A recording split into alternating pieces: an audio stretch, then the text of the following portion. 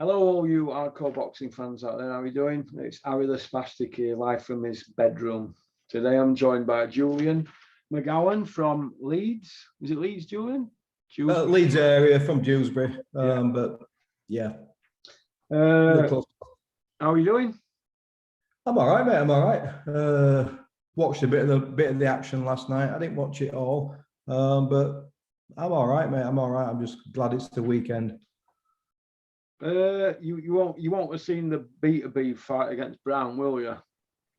I saw the highlights. The one thing that I did notice about that fight, I know styles make fights, but if you're going to fight a southpaw, that's how you do it. You know, he's such a strong guy, isn't he? So I probably saw 5 minutes highlights, and I'll sit down at some point and catch up on it. But he knew how to approach a southpaw, perfect feet positioning. Left foot outside the right foot, right hand straight down the middle, and he's just a beast, isn't he? I mean, it was a nasty cut though. That was horrible. Beterbiev had a bad one in the middle of his forehead, didn't he? Yeah, it was like Decker Heggies what he had with Danny Christie the other week, wasn't it? It was like a seriously like bad cut, but it just shows, doesn't it? But he looked to dominate from what I saw, and he's one of those, isn't he? He's just so physically strong and so tough. He doesn't do anything spectacular. He's not a stylist. He's never going to be accused, of being a John Conte type fighter, but he's just massively successful. He'll take some containing at 12.5 stone. He had Bob Ashley over. Is he Leeds lad from Spa? Leeds lad, yeah, Bob, yeah. And they had big pillar gloves on, and they were lifting him off the floor. I've been told off somebody at Ingle's gym. They were lifting Bob off the floor with body shots, uppercut body shots, lifting him off the floor, mate. You could just see though, can't you? I mean, I obviously I watch the boxing, but you see a lot of these Eastern Europeans as well in these underground fight leagues and things on YouTube. I'm not glamorizing that, by the way. I'm just making a point, but they're so tough. The bread's so tough. And they're not spoiled or mollycoddled like a lot of our fighters coming through. I mean, what's Beterbiev had now? He's at 18 fights, and it might be 17, 18 fights. And look at his accomplishments. I know he had a big amateur pedigree, but if you just look at his accomplishments in such a short period of fights, he's just unbelievable. He's unbelievable. 17 and 0, isn't he? I think 17 knockouts. Yeah, 17 and 0, and he's a unified champion. He's just walking through people. He's had a little bit of inactivity. I think it was something down to contractual issues, but just generally, that's what I like to see. I like to see an active champion who will effectively fight anybody. He's not bothered. He'll fight anyone at all, and I don't see him having any competition at the moment, and you can see why some of the favourites will avoid him. Some of the did him and Usyk go at it in Olympics? Yeah, I think they did, didn't they? That was a close fight, wasn't it? Yeah, it's that pedigree, isn't it? These guys have hundreds of fights at that level. They just become hardened, and they're also, whilst I said he might not be, mistaken for John Conte, he's very technical as well. These guys aren't just walk forward swinging shots like we saw last night, and we'll obviously talk about that shortly with Chisora. But these are quite technical fighters. They know the way around a ring, and they absolutely know how to cut the ring off. And I think he just broke Brown's heart ultimately. But I've not seen all of his fights, but I've enjoyed watching him. When we did that video yesterday that's on members area now, I've had some emails of people saying that's the best breakdown, or best video that I've ever done on members area regarding how we spoke about training and stuff like that. Do you feel that these Eastern European fighters, they get a bit of a raw deal from people saying, yeah, they're all upright and they're not very technical and that? But when I look at people like Kovalev, Beterbiev, Golovkin, Bivol, they all look to me like they don't get beat. Or obviously some of them have been beat, but at one point they were just running through everybody, weren't they? They have great coaching staff, a lot of these Eastern European camps. They're very knowledgeable coaches. You just don't hear lots about them because they're not championed like ours are in the UK or some of the more celebrated ones in the US. But their coaching staff's really, really high level. They do a lot of modern work as well. I understand all that, but it's one of those, isn't it? If you have the eye, and I don't mean to sound conceited, I'm really humbled by what your guys have said on the members channel, but if you have the eye, you see certain things. Like I saw certain things last night, and we can obviously touch on that shortly, but I saw certain things last night while Parker, for example, adjusted, and that was down to the coaching, that was down to Andy Lee implementing some brilliant things. And in Eastern Europe, they've just always had that, from the 70s and 80s and 90s, they've always had such fantastic amateurs coming through. And obviously a lot of those Eastern Bloc countries couldn't turn professional kind of, you know, in the mid 80s, 90s, etc. But they've always had very, very solid fighters. The Germans have very solid fighters, you know, the Ukrainians at the moment, just incredible. And I love watching them. And as I've said, the way he broke it down, the way he just was, I know he's your mate, but the way he positioned his left foot, and I'll keep repeating that, there's certain things that you have to do against a southpaw, but it depends on the southpaw. You've got a right-handed southpaw, so a guy who favours the right hook, and then you've got the left-handed southpaw, so obviously his backhand's his power shot. But just the way that he was closing Brown down was so clever. He was dropping his height, he was pushing forward, he was stepping the left foot outside the southpaw front foot and throwing the right hand down the middle. And when you step that left foot outside the right and you throw that right hand down the middle and you almost like slip to the left as you throw it, you're outside that line of fire. And that might be, to the untrained eye, might be just look like a right hand, what scores from Beterbiev. And that's not, that's something that he's practiced and practiced and practiced. Hundreds of amateur fights. They're in the gym all the time. And I thought it was brilliant to watch. I love watching that stuff when it just looks like he's throwing a right hand. But you know, as a coach, having spent hours and hours and hours in years and years in gyms watching that stuff, you think, that's it, that's high level stuff. That's high level technical stuff. And as I said last night on the members channel, I'm not really seeing that type of thing and that type of coaching coming through in the UK. Yeah, and do you think that's worrying moving forward, Julian? I don't know if it's massively worrying as such, Russell, because I do sometimes wonder. We talked about the entry level into professional boxing. The entry level for boxers, coaches, officials is low. There's no entry level. Anybody can get involved. And whilst we still have some formidable champions and some fantastic champions out there, I do wonder if the elite level now has dropped somewhat in the last 20, 30 years. I think a lot of people now are going into different sports. Boxing, whilst when it's on its A game, we still have the big shows and we still have the big name fighters. But, you know, you always hear me talk about this, but to answer your question, it's worrying in terms of the bar has probably dropped slightly. You know, I don't see that many fights that are really what I would class as a really high level fight. I always think of Wilfred Gomez against Luke Pinto in, I think it was 1983. And if anybody's never seen that fight, never mind what year it's from, you want to watch Luke Pinto against Wilfred Gomez, and you're probably going to see one of the highest level for excitement, for skill, heart, guts, punch output you've ever seen in your life. It's one of those fights that went under the radar. And I'm not seeing that type of level fighter out there. We have Lomachenko, who I watched recently against Comey. He's doing things that nobody else is doing. Still an unbelievable talent.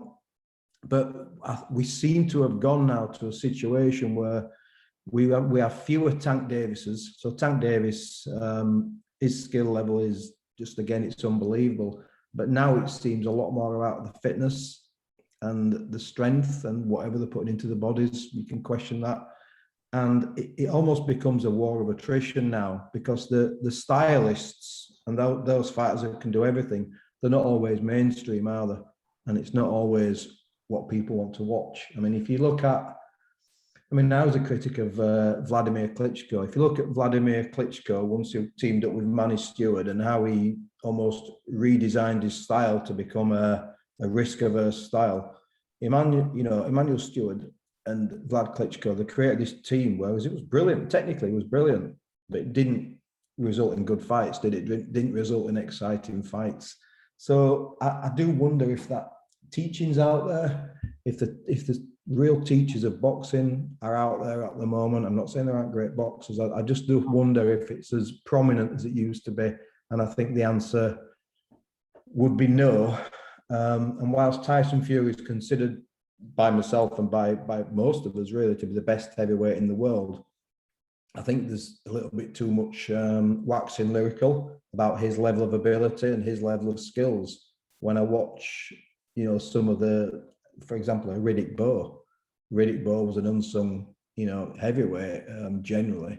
And if I look at Riddick Bowe's skill level and what he could do versus Tyson Fury's skill level, I see no comparison whatsoever. But I'm sure history will show Tyson Fury to be a greater fighter than Riddick Bowe.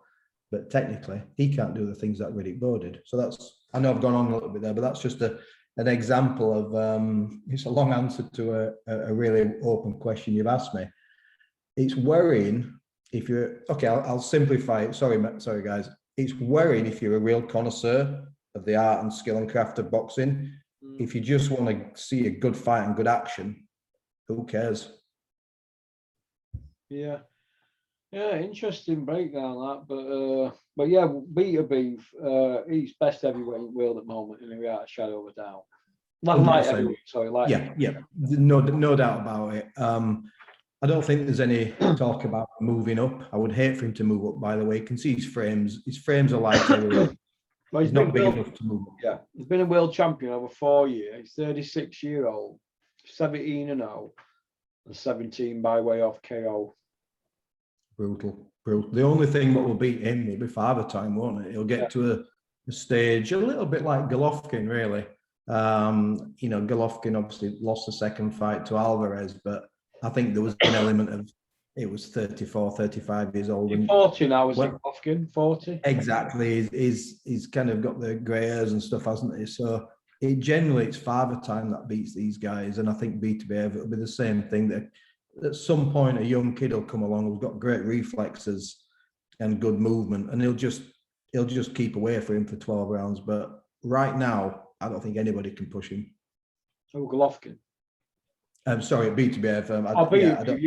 Yeah. Oh yeah, Golovkin's faded now, isn't he? He'll just get a cash out fight. But I don't think anybody will beat him. It's just one of those things. It's some fighters, because of their style, they're able to add longevity to their careers, like a Bernard Hopkins or a Floyd Mayweather, because they've got that brilliant defensive style.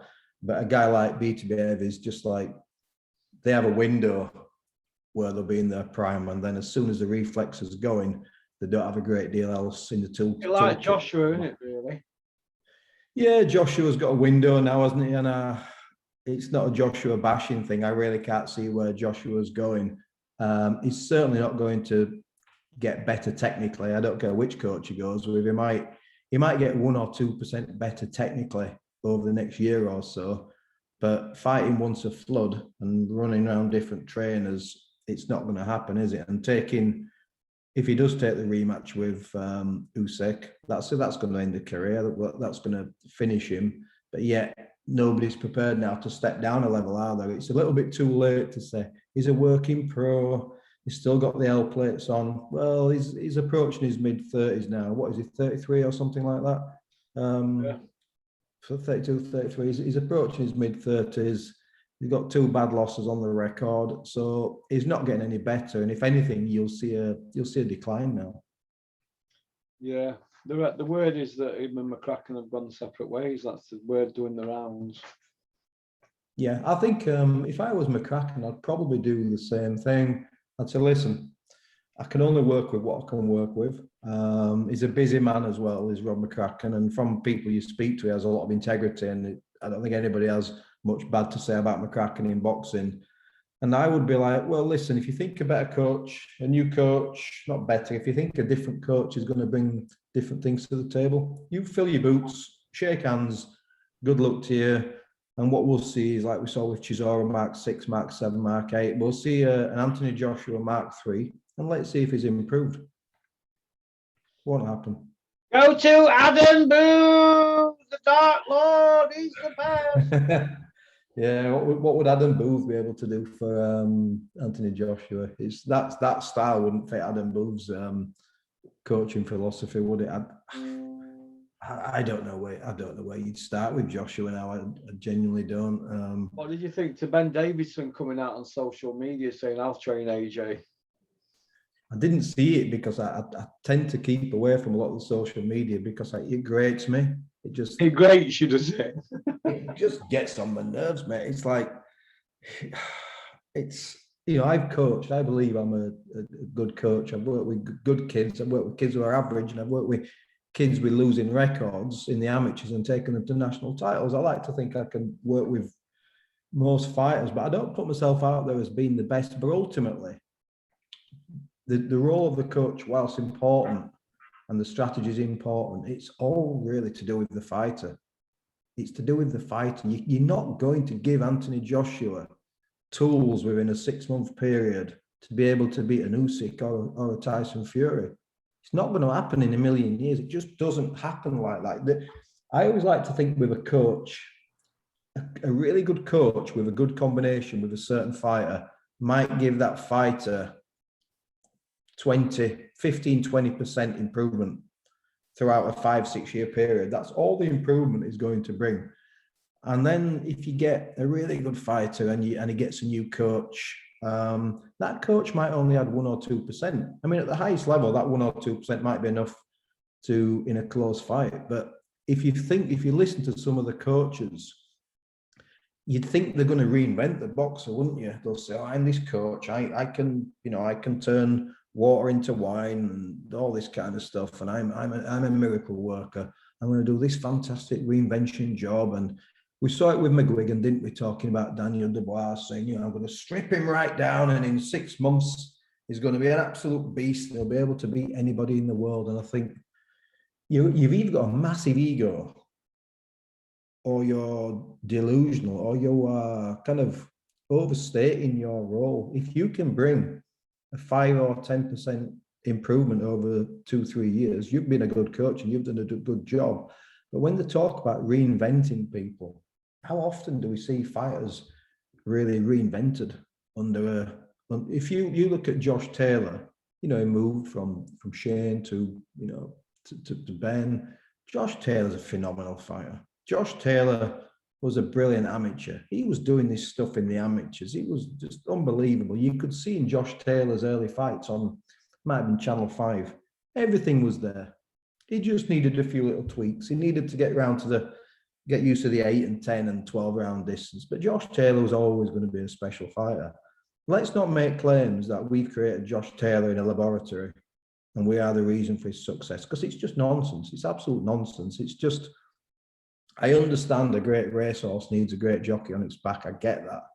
But I just often feel that the role of the coach is understated. You know, I've had boxers who have gone out there and I've done the work in the gym with them. You do your work in the corner. But like with Gary Sykes, you just take a deep breath and you just watch him do his stuff a lot of the time. You know, you might give him a little bit of feedback in between rounds, but he'll just go out there and he'll do his stuff because they're a special kid. They're a special kid. You know, Ray Leonard needed a motivator, but Ray Leonard was such a phenomenal, unbelievable talent. Ray Leonard would have been successful with probably most coaches, I believe. I think he was just such a special fighter. So all the coaches out there, you do a great job, but ultimately, the most of this is down to the fighter, and it's down to how good that fighter is. And if he gets hit on the chin, he can either take it or he can't. It's as simple as that. The coach ain't going to give him the chin. I think a lot of it's luck, mate, Julian, because Ingles have had that gym up there 40 odd year, but they've only had 5 world champions, or is it 4 from scratch, haven't they? But Nazim, Johnny Nelson, Galahad, Kell Brook, who's the other one? Witter wasn't there from the beginning, Murray. I'm not sure with Junior, if he was or not. He might not have been. He might have been from Bradford Police. Bradford, yeah, he was from Bradford Police Boys or something like that. He might have been. It's also a numbers game. A friend of mine who's a solicitor, actually, who's a former professional fighter, he says the same thing. He said it's a numbers game. You know, I boxed for Keith and Mark Tate. They had a lot of national champions with thousands of kids through that gym. Some of them become champions and some of them don't.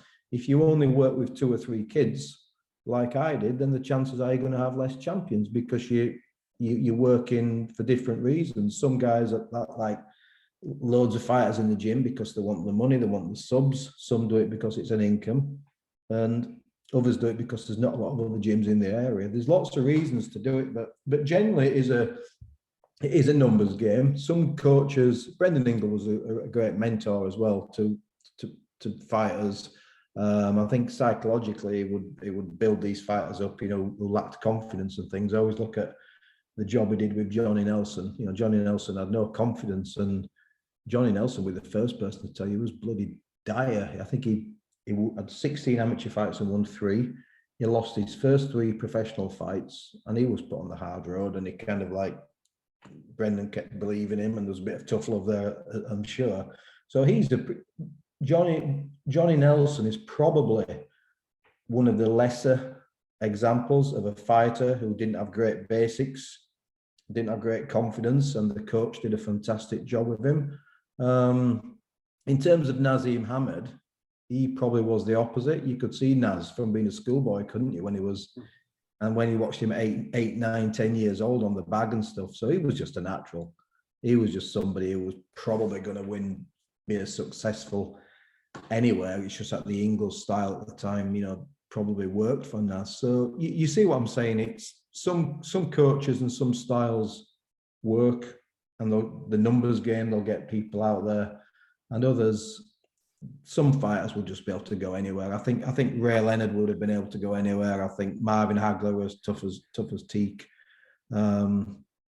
It's just the relationship. It's like a tipping scale. It's the relationship between the gym environment, who you're around with, the time, a bit of luck, a good coach, a little bit of everything, and then you sometimes get that fighter who breaks through. But it's not just down to the coach, Well, and let's I'm not rubbishing Shane McGuigan, by the way. He's clearly a good coach.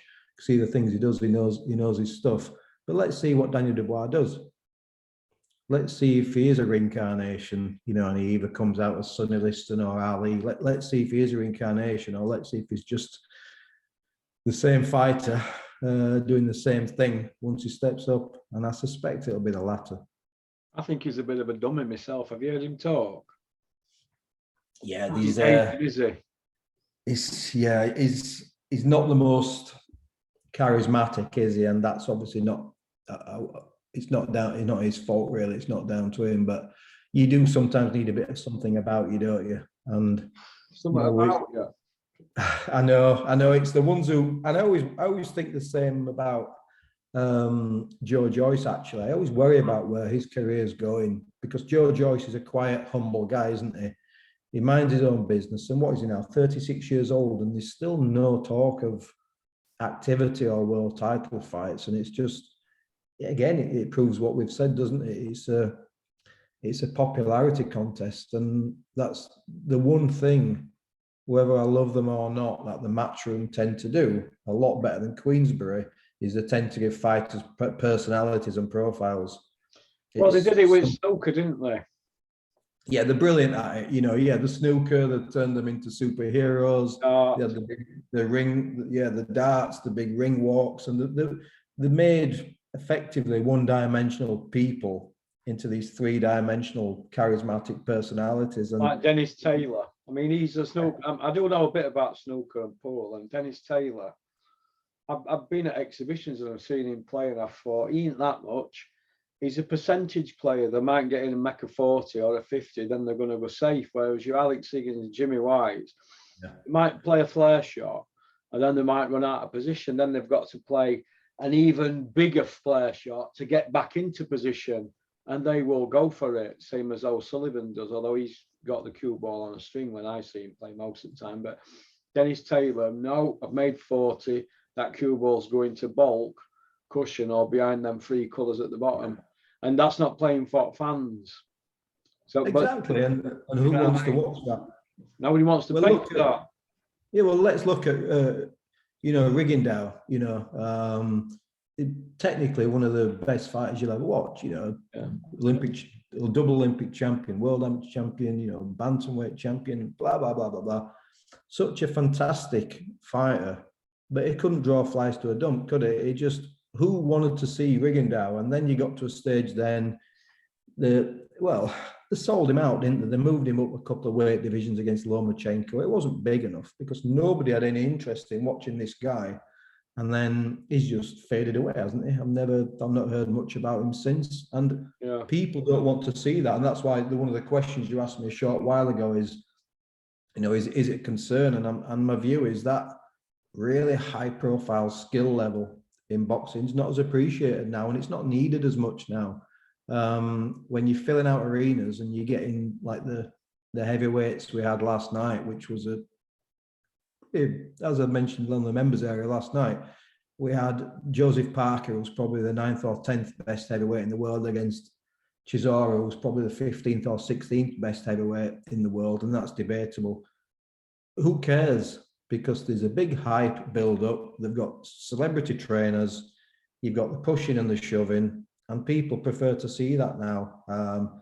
It's WWE stuff, isn't it? It's soap opera stuff, and that's what people want, because people said, you know what? It is entertainment after all. I don't want to see Rigondeaux. I'm not interested in seeing like the forgotten story of the last 20 years, Ricardo Lopez, who was just an absolute maestro at strawweight. Like, I forget his record. He went 43, 44 unbeaten. Nobody was interested in him. Nobody cares about the purity. What do you think about Eddie coming out saying Derek Chisora may have 12 losses, but he's engaging and people want to see him because they don't know what's going to happen next? But we'll go on to that fight now, we might as well. What do you think to them comments and where Chisora goes now and his performance last night and his whole career? What do you think about it? Well, Chisora's lost his 9 lives, and we had Eddie Hearn. Well, yeah, exactly. He's lost them. He's lost them a while ago. He's got to scrape them up off the road now, haven't you, to get him in a ring? And we had Eddie Hearn and Dave Caldwell. And it's not a criticism. These guys are got to fill stadiums, got to earn money in different kind of areas. But they both said, the commentator said, Costello said, as they were doing the ring walks, both Dave Caldwell and Eddie Hearn have said, if he loses tonight, there are no more meaningful fights for Derek Chisora. Well, let's see if that's true, because I think I've heard that before. So for whatever reason, people like Chisora. I think it's because he's honest. And when I say he's honest, I'm talking about his performance. He gets in there and he'll have a go. They also like the antics outside. He's quite sullen. Sullen fighters, unpredictable fighters, tend to go down well. I'm not sure about doing musical chairs, but each to his own. But people identify with Chisora because he's a caricature. He's just a big character. It doesn't, the UFC did that quite well. They had certain characters like Ken Shamrock and Tito Ortiz in the early days. These guys could have so many losses on their record, and they would instantly get you to forget about them being sparked in previous fights just by focusing on the personality, focusing on the pushing and shoving and the threats and all this social media side of it. And they've done such a great job with Chisora doing that.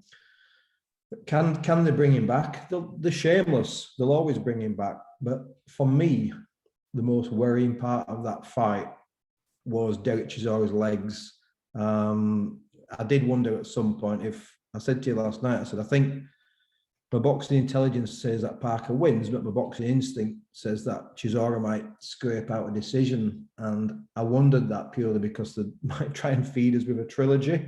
But the most worrying part for me was Chisora's legs. From the 3rd round, he got hit and his legs never quite recovered.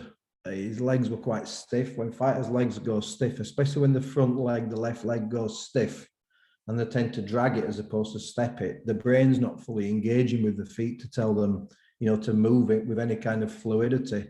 And I was really worried, and you could see halfway through the 3rd when he got nailed, his eyes never recovered.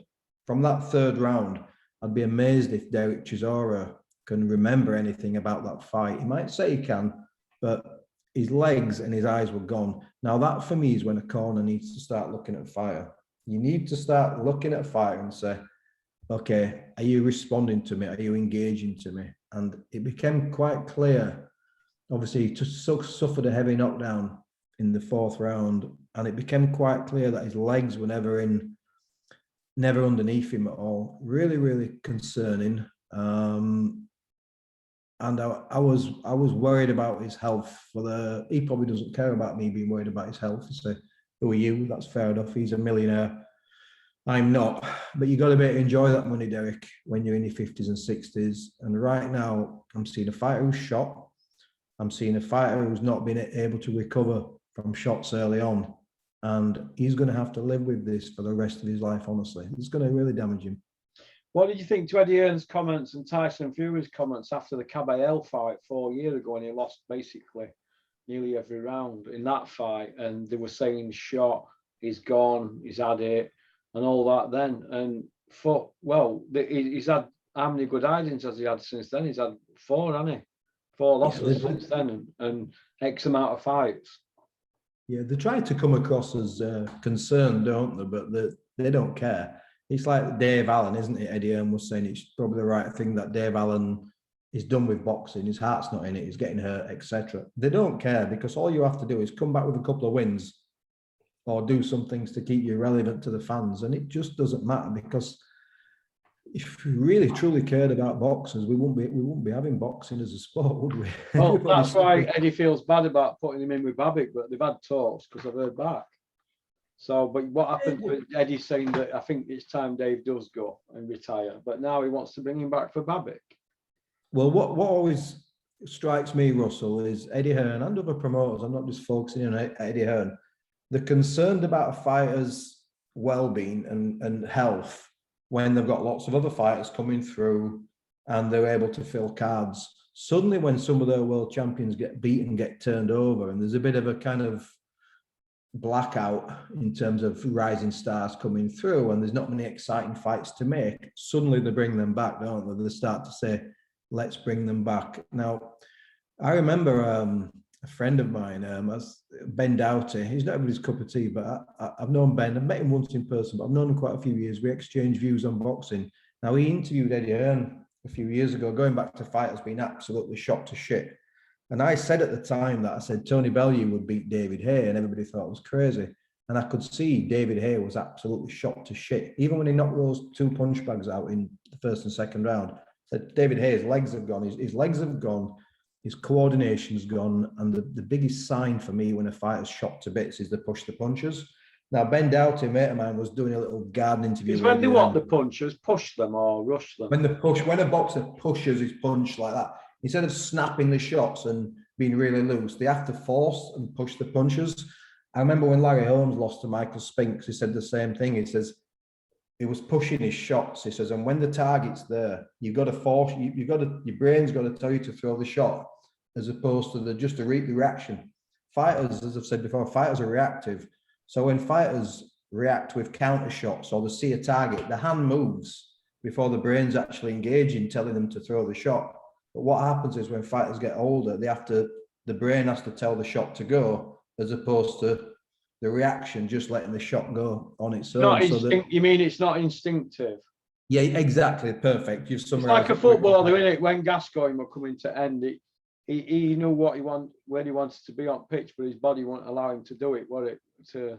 Absolutely. And that's what happened with David Haye, as well as the injuries. And my mate Ben Doughty said to Eddie Hearn in the garden, he said, Eddie, you got the rematch. This was after the first Bellew and David Haye. This was shameless matchmaking. And my mate said, Eddie, he says, my mate Julian McGowan says, David Haye's shot to shit, and Tony Bellew's going to knock him out again. No messing at all. And Eddie Hearn says, no. He's not shot to shit. You know, he might not be the fighter that he used to be, Ben, but he's still a good fighter. It's still a good fight. Now, I thought that the Bellew-Haye rematch, I thought it was a massacre. I said, you just got a guy who can't even go through a training camp. And I'm talking about the health of boxers now. So you got David Haye, who couldn't even go through a training camp without his body falling to pieces. And he was absolutely shot to shit the first time he fought Bellew, and the second time he was gone. So listen, did Eddie care? Was it still pay-per-view? Of course it was, because David Haye's a caricature. David Haye's a big name. Who, you know, I'm not a lover of David Haye, but who cares about David Haye's health? Nobody cares. They get these fighters out there who are big names and they drag them out. They're not even having full training camps. It wouldn't be surprise me when Hay fought Bellew the second time if he'd hardly sparred, if he'd hardly done any resistance work, because his body was absolutely shot. Didn't have weight to make, did he? Nothing. It was just nothing to do. He was just gone. You know, he always looks reasonable, and that's the signs of a shot fighter. Are when fighters shot, you know, like you said, they have to think about it. It's not instinctive. They have to push the punches, and the feet and the dexterity and the coordination and the rhythms completely gone. And you've been able to see this now. So whilst Derek Chisora has never been graceful in terms of his style, he did have a rhythm to his work. You know, in the early days, he had a rhythm to his work. He's got no rhythm to his work now, and he's got no recovery from getting hit. It takes rounds and rounds and rounds to recover.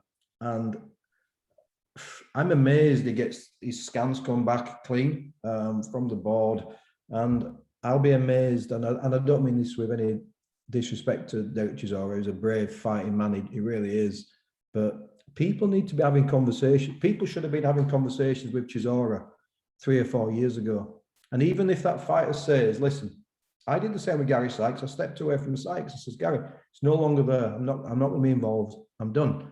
But people get paid for this, don't they? People get paid for training Derek Chisora, managing, promoting Derek Chisora.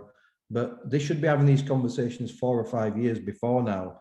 And the one thing I will guarantee you is when Derek Chisora is struggling in later life, and he will, because every fight's a war. The signs are there. The signs, there's no reaction now. There's no balance there now. There's no nothing there now. There's just a massive heart and he's a physical, strong man. But there's nothing else. And Derek Chisora is going to struggle later on in life. And if he does, and I hope he doesn't, I hope I'm wrong. You look at Riddick Bowe now. If Derek Chisora struggles later on in life, let's see who's looking after Derek Chisora. Let's see who gives a fuck about Derek Chisora later on in life. Well, his phone will never ring, mate. It's cruel. Riddick Bowe's a 43-1 guy who were undisputed heavyweight champion, Olympic silver medalist. He only had 1 defeat, right? But he beat everybody he fought, Riddick Bowe, and he didn't have the punishment Chisora's took. He's had 12 defeats. And and do you know what Tyson Fury did to him in that second one? He was in a bad way for about 6 weeks after that, Derek Chisora. People forget about things like this. People will say he might not fight again after that, what Tyson did to him. He made a great mess of him. Yeah, Tyson just took away his soul, didn't he? He boxed southpaw the whole fight, and it was just cruel and one-sided. And like he got Fury looking at the referee. And you also had last night, there was a moment, I might get the round wrong, but there was a moment last night. Parker looking at referee. Parker glanced at the referee. It might have been the 7th round or 8th round, and it was almost like, "What are you doing? Are you not going to?" He hasn't got the killer instinct, that Parker. You know, I noticed a few times last night. He didn't go in to finish Chisora off. It was like he didn't want to hurt him, wasn't it? He had him on hook a few times, and he didn't move him for kill, did he? And I've seen that with him a few times. He's got a problem with that. Yeah, he stepped off, didn't he? I don't know if he doesn't have the killer instinct, or if he's concerned about the gas in the tank. You know, like when Joshua blows out and it takes 4 rounds to recover. I don't know, but the one thing I will say last night, because I don't want to come across as just critical, it was interesting the contrast between both corners. I thought Andy Lee was so calm and so good during the rounds. I mean, he had less of a problem than Caldwell had to deal with, because obviously Derek can't be the easiest person to coach, and he's set in his ways. But you could see, you know, we talked about coaches influencing earlier on, and I was talking about percentages.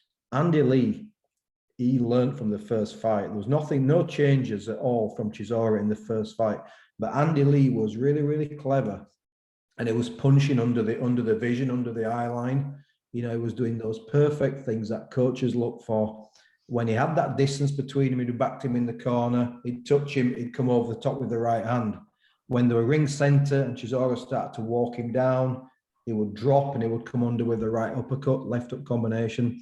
And you could hear Andy Lee calling those shots out and calling those moves out. And I thought that was really, really good. And there was also a good coaching point in there, what I always said to my fighters.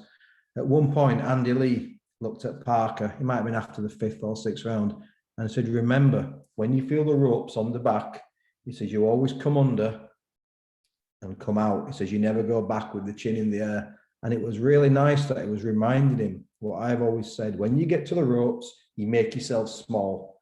Doesn't matter who you are, you make yourself small and you roll out and spin off.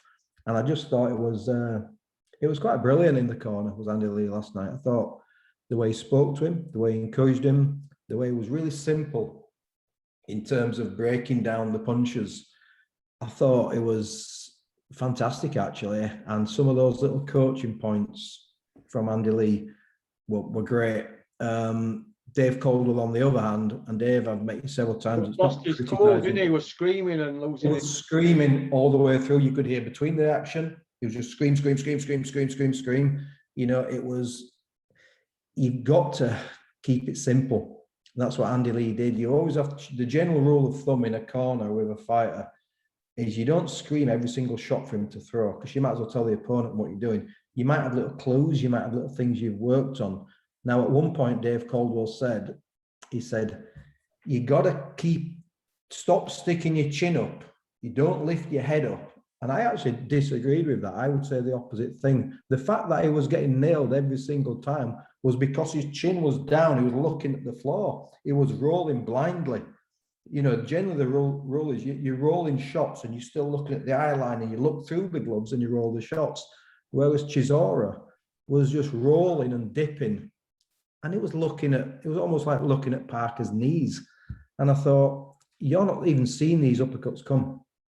So if anything, you might want to lift the chin up a little bit more so the peripheral vision's better. So I just thought there was definitely stronger coaching in one corner than the other. But to caveat that, and to be fair to Dave, he's dealing with somebody who's died in the wool. There's not a lot of development, which I did say to you on the first video, didn't I? You asked me point blank, will Dave Caldwell bring any improvements to Derek Chisora?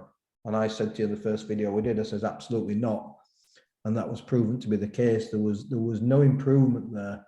But you can't continually scream at a fighter. You've got to, the general rule, as I was going to say, is you tell them one thing that they're doing well, so they continue to do it, and then you tell them one thing that needs improvement, so they stop doing it. But you just scream at a guy all the way through, you're not going to get the results. Do you feel that Dave Caldwell's made a living out of being Eddie Hearn's mate more than on ability as a trainer? Because he's not had a British champion from debut yet, has he? It's always a difficult one for me. I can only talk about the coaches when I go into big detail that I've seen work with fighters and the development. He's certainly benefited from a good relationship with Eddie Hearn. We can't deny that. There's 4 or 5 trainers who have done exactly the same thing.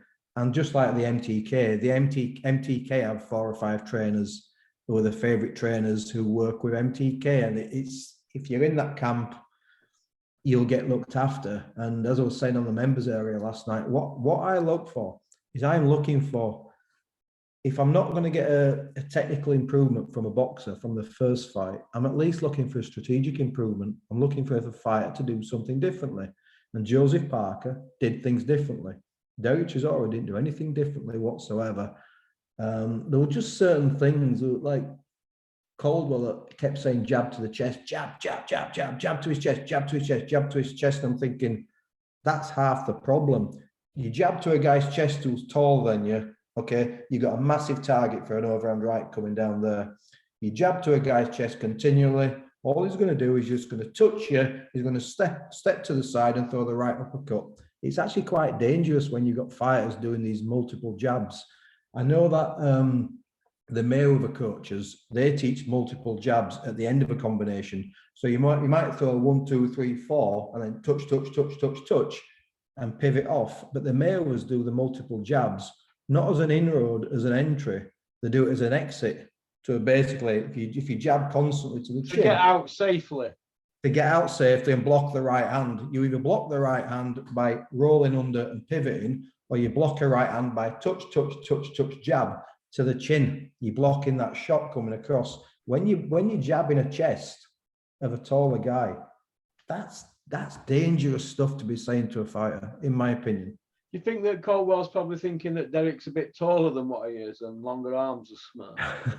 I don't know. It was such a dangerous thing. You know, whenever I watch a fight, I always like to draw parallels with previous fights. So Chisora has that almost like that cross arm Kenny Norton style of defense. Now that cross arm Kenny Norton style of defense, it might work against the guy who's throwing straight shots like Ali. He caused Ali all kinds of problems because the cross arm, he was rolling, he was dipping, and he's blocking a lot of the straight shots coming your way. But when you have that cross arm defense against a guy who throws uppercuts and hooks, it doesn't always work. It's a really dangerous thing to do. So I think of Kenny Norton, and in 2 instances where he got brutally knocked out against Ernie Shavers and George Foreman, he was an absolute sucker for uppercuts because of that cross-arm defense. There's very little to stop those shots coming through. So I just saw last night, I was thinking, I was watching Chisora in the first minute of that fight with that cross-arm defense, and I thought, I'm pretty sure that Andy Lee will now be really bringing that right uppercut in as a constant punch. And that's exactly what he did. So that's a coach who's really understood what he's up against the second time. He's made adjustments, and other than Michael Alexander's card, he's made a hard fight a little bit easier. You feel that Andy Lee's fighter Parker should have got him out there a bit earlier?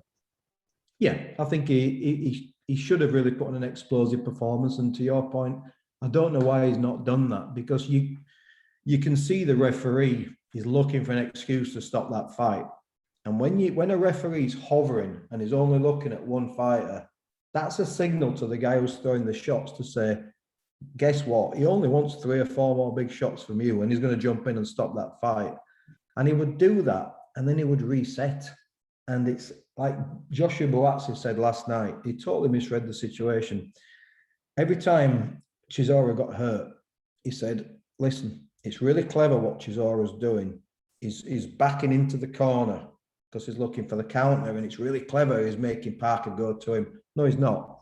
He's backing into the corner, Joshua, because he can't walk, because his feet weren't under him from the 3rd round. That's why he's in the corner, just like David Hay was in the corner and against the ropes against Bellew, because his legs weren't. He couldn't fucking move. It's as simple as that. And that's where Parker really should have let his shots go. A little bit like Larry Holmes when he had Marvis Fraser in the corner, and it was just bang, bang, bang, and he was throwing long right hands.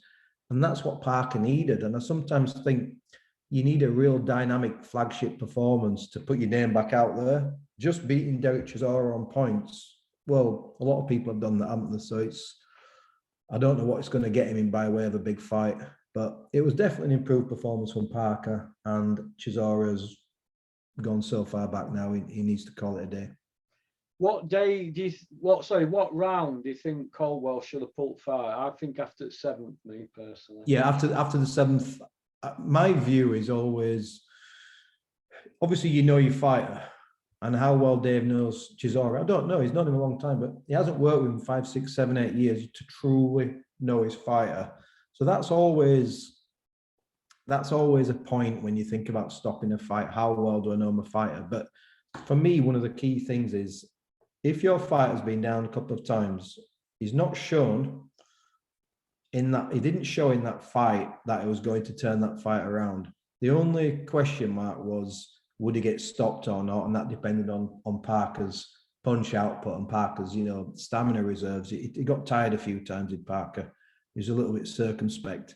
But for me, after round 7, I would have said, you're way down on the cards. It's not there. I can see it's not there. The eyes were gone. The eyes were completely gone. They were vacant. And I might have pulled him, but I will defend Dave and say sometimes when you're right in the corner, it's a little bit different to what it is watching on television. But there was nothing to suggest that Chisora was going to win that fight. But I guess also, Russell, had he been pulled out, he really would have been so difficult to market again, wouldn't he? And I guess they'll still be shameless and they'll still try and market him. They'll still put him in another fight. What would you say if to any trainer that takes Chisora on again now? Would you say the mercenaries? Well, I wouldn't take him on. People say, "Oh, no, I wouldn't take him on because you can't do anything with him. There's nothing you can do with him. He's dyed in the wool. What worked for him when he was younger. It no longer works for him. There's no defense. There's absolutely no defense there whatsoever. The punch resistance is going. It's going. You know, there were big shots what put him over, but the resistance is going. The recovery is gone.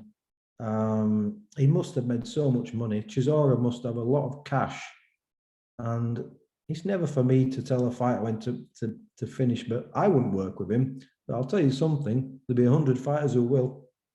100 trainers, you mean? 100 trainers who will work with him. There'll be 100 managers, 100 promoters. People aren't bothered. He's a name, isn't he? He's a name. Just like people, we talked about Riddick Bowe earlier. Riddick Bowe ended up getting his legs kicked to shit, didn't he, on some kind of Thai boxing show when he was in his 50s. People don't care. Promoters, Michael Nunn was released from prison last year. The first thing they did with Michael Nunn was he had a fight. He's a 50-odd-year-old against an ex-MMA fighter that people don't give a toss. If Derek Chisora can no longer sell out a matchroom show, they might drop him down a level. There might be another promotion who can sell him until eventually you end up like, I'm sure this won't be the case, but it's like Primo Carnera. You know, he ended up wrestling, didn't he? Wrestling promoters were using his name because he was so gone and so shot and so needed the money that people, this is blood sport ultimately. I've been in boxing a long time. This is blood sport. People don't care. People genuinely, some people do, but generally people don't care about Derek Chisora apart from Derek Chisora's family. Because if you cared about him, you'd be having that conversation with him 4 years ago, wouldn't you? You think that could be the last burger that he ever eats with his opponent after the fight again? who knows? It's a funny sport that we're in, mate, isn't it? It's a funny sport we're in, and I don't think we've seen the end of him. What about the punditry on the night? Darren Barker was screaming, "Come on, Chisora! Come on, Chisora!" He's a pundit. Bellew was screaming for his guy as well. Barker was doing his dark microphone. And who was the other guy who said that Derek Chisora reminds him of Joe Fraser? Was it Chris? Oh, Boazzi. Yeah, Joshua Boazzi said it. Joshua Boazzi. He said he reminds me of Joe Fraser. He's not getting hit full with those shots. He's kind of the shots are glancing. But isn't Boazzi managed by 258? And Derek's now signed with them, hasn't he? So it was all in-house, wasn't it? We had Bellew, he's a pundit on his mate Chisora and his former trainer Caldwell. We've got Boazzi, he's a pundit, he's a 258 fighter. Chisora's a 258 fighter, aka Joe Fraser. You couldn't make it up. Didn't anybody learn anything from Chisora fighting Usyk when there were all that palaver with Caldwell and Bellew ringside screaming like banshees, and saying Derek definitely won on their cards and all this and blah blah blah. Didn't anybody learn anything from a matchroom from that? You can't have that was punditing on your mates. Sky seem to have learned, don't they? Sky seem to have become a little bit less giddy and a little bit more neutral now, which is nice to see. But Matchroom have gone the opposite way, haven't they? It's awful. It's absolutely fat. It's the jobs for the boys. It's fanboys. And yeah, when you've got Barker, I mean, listen, it was Christmas and it might have been a bit of fun. But I said to you earlier on in the week, when we had the weigh-in and we had Barker dressed up as elves, him and his mate. Dressed up as elves. There was times they were looking at Eddie Hearn like little schoolboys, like doughy-eyed, like Eddie, you're our hero. And then there was this moment where Eddie had done the interview and Darren Barker just patted him on the shoulder like that, and Eddie walked off. And I thought, it was just awful. I'm like, you're a former world champion. You're a fantastic amateur and a fantastic fighter. You're a former world champion and you're looking at your boss like a puppy. Come on now, stand up and be a little bit of a man. And it's like the commentary. We want the commentary to be brave, don't we? Say it as it's happening. The first thing I would have done as a commentator after 6 rounds, when they said it was, in terms of power punches landed, it was 69 to Parker, 59 to Chisora, the first thing I would have said as a commentator is, what 59 punches? I mean, is it Eddie Hearn's mate now who's doing the punch stats? Has that now been corrupted to the point? Because if there was only 10 punches difference landed between Parker and Chisora after 6 rounds, then I must have been watching a completely different fight last night. So not only do we get the usual horrendous scorecard, and that's something we should call out every week now, you know, the bad officials, bad scoring, horrendous. We actually have the punch stat. Computer thing on the screen.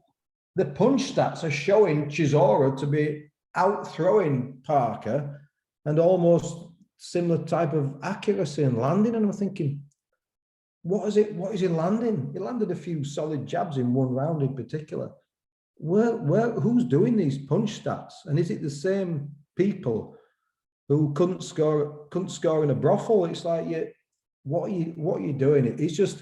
It was awful. Boazzi was cheering for his mate. You're right.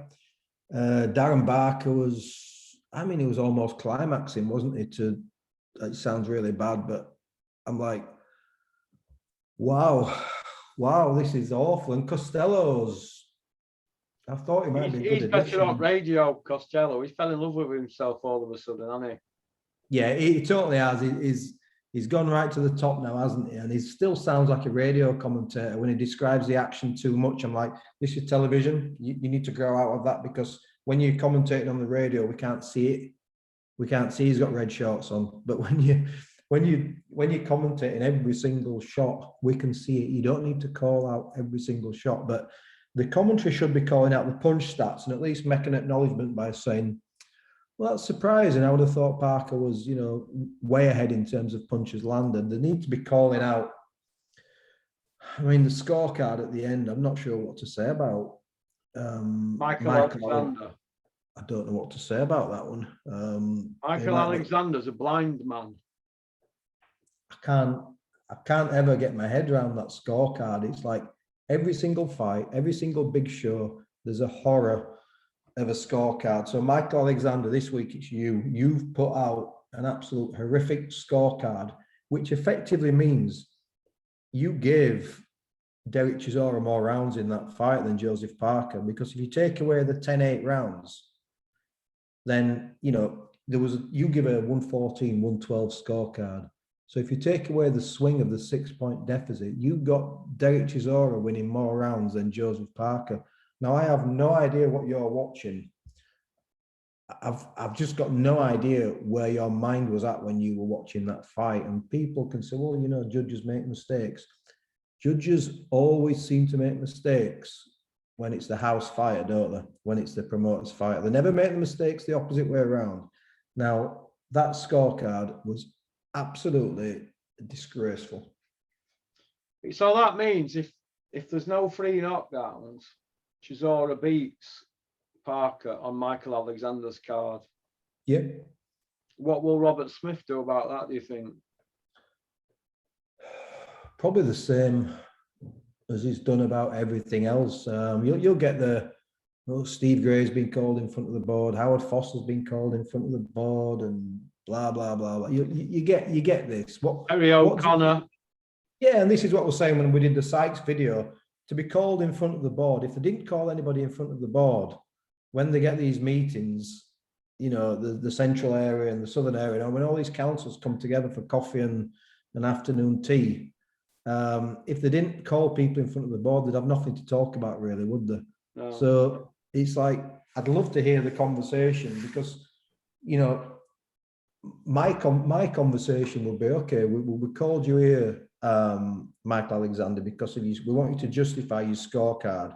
Now, what we're going to do is we're going to score this now round by round. I want you to go through every round and talk to me about how you gave that round. Pick one round out in particular that was a really clear round for Joseph Parker, and ask Alexander and say, can you explain how you got to this scorecard? Because we need to understand. Do we need to do some retraining? Do we need to drop you down and just give you a 12-month suspension from judging? Do we need to put you back out there as a trial referee? Do we need, like at work, people get demoted sometimes before they get dismissed. We need to understand how you're interpreting these rounds, because do you know what?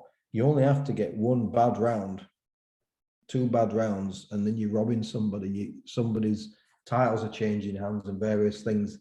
Now, I don't know.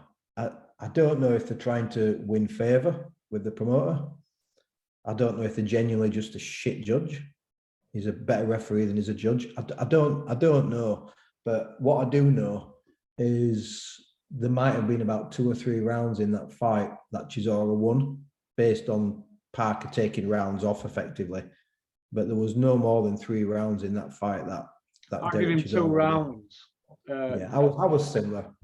I think I had it 117, 110 or something. I forget, but I didn't have it 7-5 though, mate. I didn't have it 7 rounds to 5 in the scorecards. No, it was a one-sided fight, wasn't it? You know, some fights are not that difficult to score, and I didn't think that was difficult to score. I said we had 3 rounds where he didn't do a lot of work, Parker.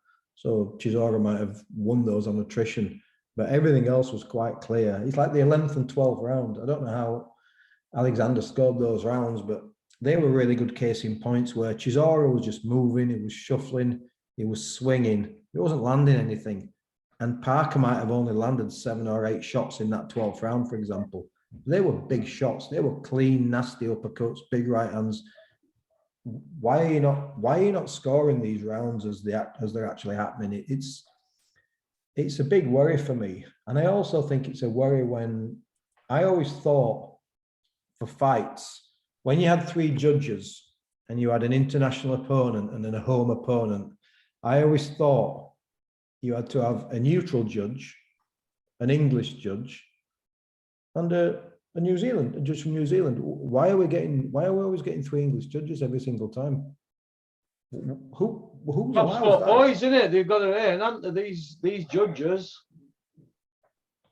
It's dreadful. It's dreadful. And what happens is, as long as they get the right winner, these horrendous scorecards just get forgotten about. They shouldn't be forgotten about. They need to be reviewed. Well, you've got to look at it like this, right? With these bad scorecards, how is he getting 114, 112 Parker? What are you giving Chisora rounds at the beginning, and he's tried to make it up at end and hope that they have a grandstand finish? Because that's what I think is going on. It's got to be. Otherwise, what we need is that the viewers at home need to see what these judges' cards are at the end of every round. And then we can see what's going on with that. And then it can red flag. And then somebody could go up to the judge and see what you're fucking doing, scoring that like that. That exactly. Round needs scrutinising. Well, rewatch that round at the end of the fight. And then all the fans have got to wait then maybe 15 minutes extra. Absolutely. And then it can all be done correctly. Let's review it. Check the cards and say, right, we've had experts in the studio. They know what they've got it as, but let's look at your cards, the judges. Have you got that round there? Have you scored that to him? Well, show me how you've done it. They won't show you how they've done that, will they? They won't. Like a mechanic, you got a problem with your car. Well, show me how you've done that. Oh, well, I do it like this. No, that's not how you do it.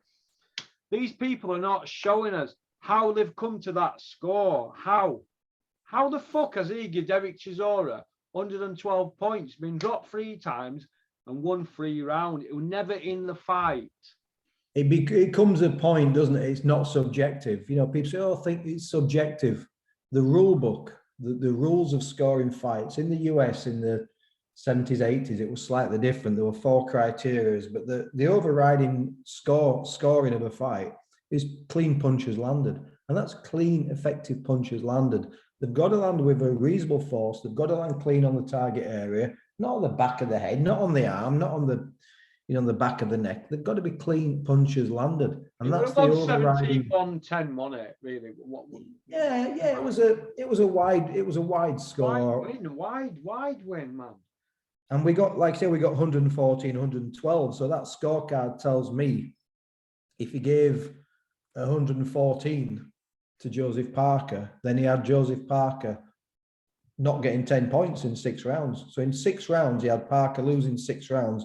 And I did a bit of the maths. I think he probably scored it 6-4 with 2 even. Because of the knockdowns. Yeah. So in terms of pure rounds won, so he had Chisora winning. He's giving the close rounds to He's giving Chisora rounds that he shouldn't have been getting in, basically. Yeah, every single one. And you only have to have, you know, 1 or 2 swing rounds, and he's giving that fight to Chisora. It's they get off scot-free, and then next week they're in Wembley Arena earning X amount again. Free fucking gratis. He needs looking at, and as I've said before, so Michael Alexander, you know, Howard Foster, all these guys, I'm a license holder. It's not a case of calling you out for calling you out's sake. It's a case of, listen, this already is not a level playing field. We all understand boxing's not a level playing field, but inside the ropes, it should be level. It should start at 0. You know, that's how boxing should be run. Now, if you're putting poor scoring in week after week after week after week, you need to be held accountable to that. You know, we all, if you go for a meal, listen, this is maybe a stretched example. If you go out for a meal and you spend 100 quid, 150 quid, and you start as cold, and you get the wrong order for your main, your pudding doesn't turn up, or whatever, the beer's off. What happens was you complain, you get a return, or you get something knocked off your bill, and then the manager goes back into the kitchen and has a word with the chef. So hang on, what's going on here? It's fucking cold. What are you doing here? And it's not good, is it? It's not good for business. But in any other industry, poor performance is not acceptable. I won't drop my standards at work, and I won't drop my standards, you know, in how I bring my kids up and all those kind of things. But in boxing, poor performance, nobody cares. No one cares. And you see the same judges, the same coaches, the same boxers, time round after week after week after week after week after week. And it's not good enough. Your scorecard was wrong, and I think you need some retraining as far as I'm concerned. Just like the judge who scored against the kid who Campbell Hatton boxed the time before last, just like the Ebony Bridges last fight, which I was lucky if she won a round. You need calling up, and you need some retraining, or you need to drop down a level for a couple of years. You need to retrain. Like that, I forgot her name now. The black woman who married that referee. She's a judge as well. Not CJ Ross, the other one, the American one. She's given some bad ones, hasn't she? CJ Ross gave bad ones, some shocking ones for Golden Boy. Always in favour of Golden Boy fighters. I always think I forget the name, but was it the 5th round of the Evander Holyfield Lennox Lewis, the first fight in which was a draw, which obviously there was no way Lewis didn't win that fight, and I think it was the 5th round.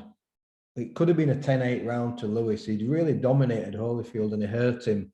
And it might have been Eugenia Williams who gave the round to Holyfield. I remember that was one of the biggest outcries because it affected the scoring of the fight, and it ended up being a draw. And if ever was a clear round for Lennox Lewis in the first fight with Holyfield, it was the 5th round. And I believe that the lady, I think it was Eugenia Williams, who gave that round to Holyfield, which was staggering. I think she was still judging afterwards, you know. This is where we're at, isn't it? Do we not have judges coming through, or do we just like to keep the old team together, the old boys together, and keep everybody earning? It's such a shame, because we always say this, but boxing can be such a beautiful sport, can't it? It can be such a thrilling. You know, the Cambosis Lopez fight the other week, it was just off the scale. It was just a brilliant fight, you know. And unfortunately, you just get this rubbish, and it just leaves a sour taste. But you can still see great boxing. Go to, you know, if you get disillusioned with pro boxing, go support your local amateurs. Go to the local amateur shows. Go to the local amateur championship. You can still see great boxing. It's just such a shame that every main event now is marred by either a bad stoppage, a poor fight, or really poor officiating and poor judging, and we got that last night with Michael Alexander. Yeah, it were poor from Michael Alexander. Oh, other 2 judges, they were poor as well, or were they? Yeah, they were too close. I can't remember them, but they only had it by 2-3 rounds. They were all the scorecards were all too close, and even had there not been 10-8 rounds, you know, Parker won the majority of those rounds, just cleaner work all the way through. And the 10-8 rounds just gave a massive exclamation mark for me. on that fight. So I don't know if they were asleep at the wheel or, like you've just said, any round what's even reasonably close. And I didn't see that many reasonably close rounds, by the way. I thought there were a lot of clear rounds for Parker. But it's almost like any rounds that are reasonably close, they just give the benefit to the home fighter. I like to think it's, well, you've got two options to look at when a fight's really clear to us. Yeah, we watch a fight, it's very clear that Joseph Parker won that fight clearly. Then there's only two possible reasons for a scorecard such as that. And you say it's either corruption or it's incompetence. Now, what other reason you can't say, oh, it was a close round, it was a close fight. It wasn't a close fight. Could have gone either way. I could see it going either way, but you know, all that bollocks. There's an argument for, 3 rounds in 4 rounds for Parker. No, there's no argument. He won that fight clearly. So I'd like to think it's not corruption. And Adelaide Bird, that woman's name. Bird, that's the one. She married Robert Bird, and she did an interview. They both had obviously jobs in day, but they've got a property empire and they're worth millions, aren't they? Them two. Oh, absolutely. I'm not saying it's from backhanders and Vegas and Nevada State Commission or anything like that, but they've managed to retire from the jobs, and the judges, she's a judge, he's a ref judge, and all that. They're doing very well, aren't they? They've made millions out of the sport of boxing, and he's incompetent. He's shockingly incompetent. Terrible, terrible. And she's off the charts. She were proper up. She were always a golden boy judge on the night, and yeah, that's right. That's right. Denswick, Delaroy family, and all that. And and the other woman, the blonde, I think that was CJ Ross, wasn't it? That's right. She give Mayweather Canelo as a draw? 114, wasn't it? That was probably one of the worst cards I've ever seen. I will just quickly say, Michael Alexander, I'm not saying you're corrupt. I'm saying you're incompetent, by the way, just for clarity. You had a bad night last night. Yeah, some of the scorecards we've seen over the years, it's I'm always drawn back to the Pernell Whitaker, Jose Luis Ramirez fight. Oh, the one in France. Oh, it's got to be the worst decision I've ever seen in professional boxing. I mean, that was a horror, wasn't it? That was just like that boy was robbed from his first world title fight. Obviously put that right, became a legend. But this stuff happens, and we used to call Germany, didn't we? We've become the Germany of Europe now, haven't we, in terms of Italy. Yeah, I remember those Kirk and Lang getting jobbed in Italy and other fighters there. But we used to call those and say, oh, you got to knock them out to get a draw in Germany and Italy. But we've become, for a long time now, I think some bad Ricky Burns decisions in the early days, we've become the Germany and Italy of Europe. And there's only one reason fighters come over here, and that's for the platform and the cash, because you wouldn't come over here for a fair shake, would you? Ray Beltran against Ricky Burns were a shocker, wasn't it? That was the one. That was just awful. You see some horrific ones, don't you? And you just think you just can't get your head around it. Against Stern, wasn't it? That were a bad one. Martin against Martinez. Yeah. Oh, well, I always remember the probably the worst one I've seen abroad. Robin Reed, Sven Otka. Robin Reed, Sven Otka, and didn't he drop at one point, Otka, and he got a point taken off? Otka got up and they took a point off Robin, didn't they? Because said they took a point off. Yeah, they took a point off Robin. It was a 10-8 round for Otka, wasn't it? And it made difference that night, didn't it? It was, they penalised him for knocking Otka down, didn't they? And I just remember, just fucking hell. It's like, you got to laugh because it's that shit, isn't it? And this is... That was Sauerland. That was Sauerland. You know, the worst one I've ever seen? You started me off now, mate. Yeah, bad the worst one I've ever seen. You know what I'm going to say, don't you? Arthur Abraham against Edison Miranda, where they took 5 points off Miranda every time he punched Abraham on his broken jaw. Because he stopped the fight, Randy Newman, didn't he? People need to go and watch Arthur Abraham versus Edison Miranda 1 in Germany, and let me know what you think about that fight. Like I said, they took 5 points off Edison Miranda in the fight. He should have been disqualified after 2 normally. Took 5 points, right? And he battered Abraham for 12 rounds because he broke his jaw early. He battered him for 12 rounds, and he lost on points, right? It was so bad that even if they hadn't took the 5 points off him for punching Abraham on his broken jaw, which is allowed, he would have still lost anyway. So the points took off. It didn't make any much difference anyway. It was a landslide. Look, that's when I'm sure if there were a big investigation into the IBF or the WBA, or there were a big investigation, I know, into boxing in Germany and blah blah blah and all that. The one after Otker and Robin Reed, he didn't last much longer after that. Otker, did he? There were also problems. American TV didn't want to know over there or not. There were also disgraceful. Yeah, what it does, it kills sport. Yeah, it kills the sport, and that's what happens, doesn't it? It's the one that always, talk about bad decisions, and everybody is aware of this one, but the Roy Jones in the Seoul Olympics, the part that sticks out for me watching that. I remember watching Jones beat Richie Woodall and thought, wow, this kid's amazing. The hand speed, never seen anything like it. And the worst bit for me was always, and the commentary, I think about it being Jim Neely at the time, when they were announcing the Roy Jones Olympic final, when he got absolutely shafted, the officials were smiling and laughing. And I remember the commentators, and they're laughing, they're actually laughing. It was so corrupt. They knew what they'd done. And at what point would you not, what point as a boxer would you not give that gold medal to Roy Jones? I says, I can't live with this. This is your gold medal, come on, and make a mockery of the sport. And that was just awful. And they're always hometown decisions, aren't they? They're always hometown robberies. And there are, like I just said earlier, there's either incompetent judging or corrupt judging. And the Roy Jones was an example of just corrupt judging. It was just awful. Just like we didn't think Joshua won the Olympic gold, did we? We thought he got beat in his first fight. He only beat the Chinaman out of the 4 fights. Yeah. And he was useless anyway. I just think there's something absolutely. There's something inside you, isn't there? What you wouldn't want to win within those rules, would you? I always remember once I boxed in it was either Redcar or Sunderland. I can't remember. There was 3 or 4 of us boxing from home champagnes.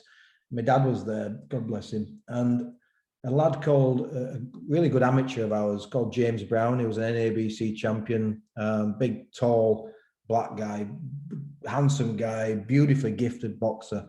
And James Brown boxed, and I'd lost on a majority on the other kid's home show. Another kid called Jonathan Lane had lost on a majority, and he'd given the other kid 2 standing counts. And then we had another lad called Gavin, I forget his surname, and he'd lost on a majority. And Mark Tate was just shaking his head and he's like, this is just the worst night of boxing and scoring I've ever seen. So our lad James Brown boxed, and the kid he was fighting wasn't that great. And there'd been a kind of agreement to make the match because it was the main event. There'd been an agreement that James wouldn't batter him too much. The kid might have a 50-50 record. Like I said, James was a national champion.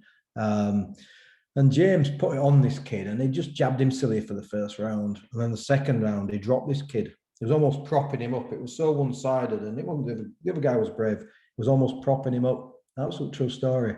Third round, James gave him a standing count, bust his nose, smashed this kid to bits.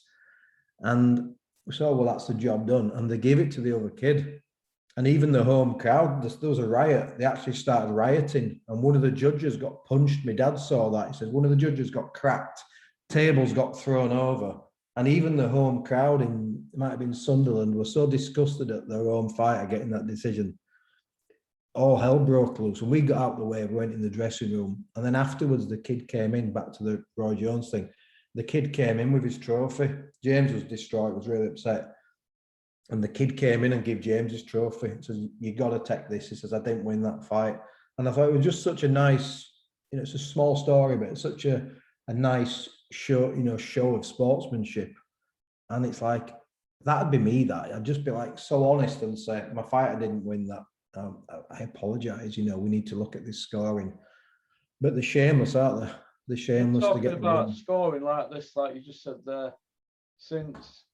Well, Robin Reed, Sven Otka, that was 20 odd years ago. We're still 20 years ago, so we're still talking about it now, aren't we? Every week, Russell, there's a bad scorecard, even if it's not a bad decision. there's a bad scorecard every week. Was it the Gambosis fight a couple of weeks ago with Lopez? Gambosis clearly won that fight, and I think we still had a split decision, didn't we? And it's like,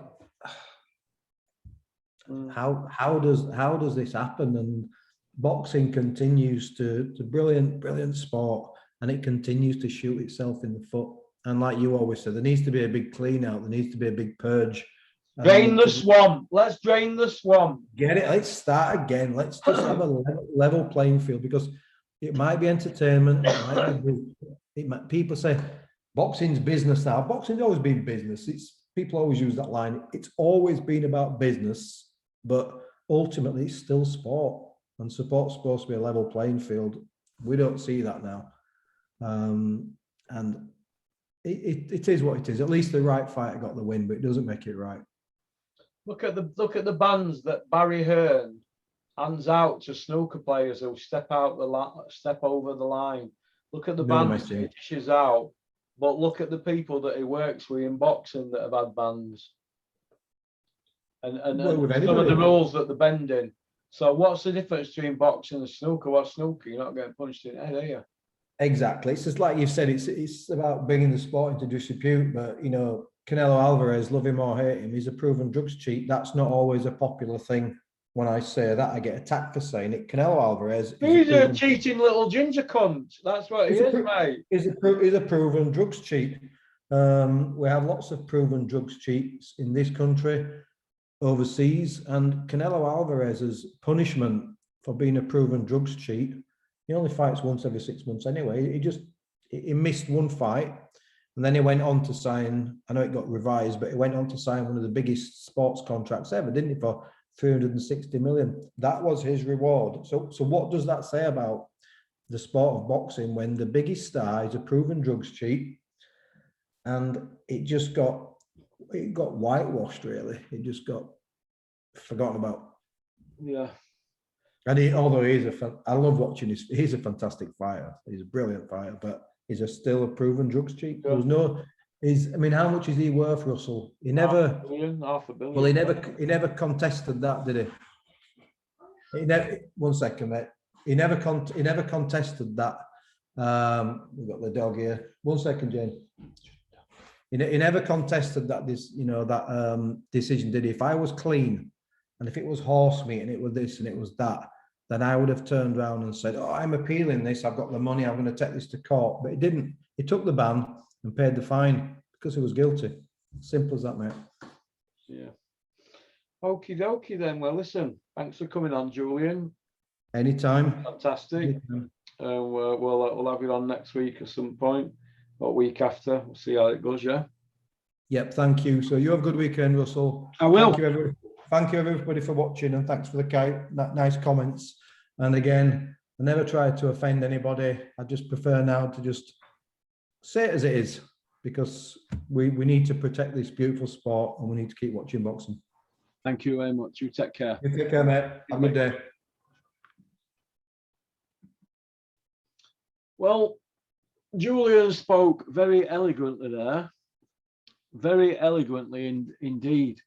And you don't mean to offend anybody with what he said. But well, for what I say on it, if I offend people, I don't give a fuck. All right? So take it on chin. All right? You're supposed to be big, tough people, aren't you? Take it on chin, all you big, tough boxing people, boxers, trainers, managers, promoters, hardcore fans. If you don't like it, it's just an opinion, isn't it? But don't be too fucks. All right? Peace out. Oh, before I forget, Ken, Rico, and Terry will be on in the next couple of days. And then that's your lot for December, I think, till helmets at year. So get your votes in porkycorner@mail.com.